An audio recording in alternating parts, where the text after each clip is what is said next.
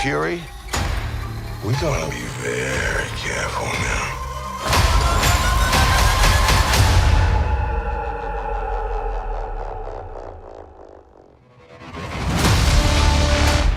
So to start off for me, what was your reaction to being asked to come back as Talos, only this time for a TV show instead of a film? And how do you, as an actor in the MCU, kind of keep up with how expansive this franchise has become? Well, first of all, let me address the TV show versus a film. It doesn't feel like a TV show because really what it feels like we've made is like three or four films back to back to back, right? And because of the quality and the sort of the production echelon we're working on, it's no different than a film whatsoever, in terms of that kind of stuff. It's a great honor. That's the first thing I'd say, to be asked back, and to be asked back because of whatever rapport Sam and I developed through Captain Marvel, which was all bonus material. Talos originally died in page 50 something in Captain Marvel, so everything after that has been bonus. And to get to do that with Mr. Jackson is, here's the thing, the MCU universe is so expansive that there's only really, as far as we know, one man that can possibly keep up with that, and that is the our dear leader, himself, the one we call Kentucky Fried, no chicken, KF, the mighty KF, you know, and that team. They're the only ones that can keep up, I think, with the expansiveness of it.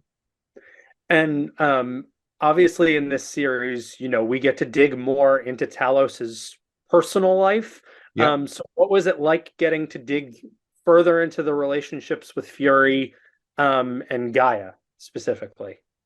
Well, so Gaia was like the gift that kept on giving. I was a fan of Amelia being a got tragic. I became a got tragic, and Amelia, I have to say, was a revelation to me. I expected whatever I expected, but she brought such such a strong sense of things. We disagreed on things, and then we found a way to synthesize this into the relationship. So having Amelia and who Amelia actually is versus my sort of version of that was a fucking delight.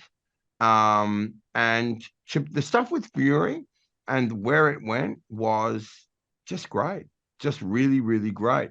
You are going to find out some stuff, or you won't, because you will not understand the level of complexity and depth that we're operating at, but you will understand stuff between Talos and Fury that, that we didn't know before this. And I think that is, I love Talos, and I think Talos is really, really up against, he really, he's up against the biggest questions you could have as a leader. And this project is just much more substantial, much better, much more awesome than I could have, foreseen. And it's just, I feel very lucky to be dancing around with these fine folk.